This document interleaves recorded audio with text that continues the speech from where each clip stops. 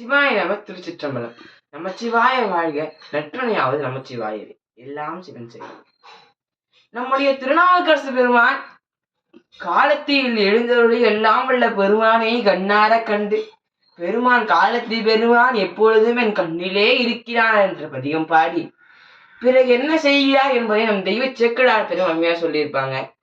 மலை சிகர சிகாமணியின் மருங்குற முன்னே நிற்கும் சிலை தடக்கை கண்ணப்பர் திருப்பாதம் சேர்ந்து இறைஞ்சி அலைந்து வரும் கண்ணருவி ஆகத்து பாய்ந்திழிய தலை குவித்த கையினராயே தலை வாய்மை காவலனார்.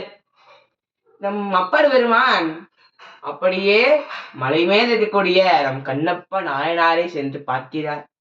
பார்த்து அப்படியே அவருடைய இரு கண்களும் அருவி, கண்ணில் கண்ணீர் அருவியானது அப்படியே பாய்கிறது. என்றால் கண்ணப்ப நாயனாருடைய வரலாறு சாதாரண வரலாறு இல்லை.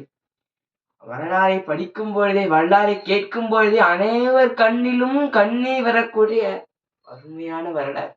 அப்பேற்பட்ட கண்ணப்ப நாயனார் அப்பர் பெருமான் காலத்தில் சென்று பார்க்கிறார். கண்ணீர் அருவி பாய்கிறது. கை கூப்பி வணங்கி கண்ணப்ப நாயனார் பாதங்களில் அப்படியே விழுந்து கிடக்கிறார் நம்முடைய திருநாவுக்கரசு பெருமான்.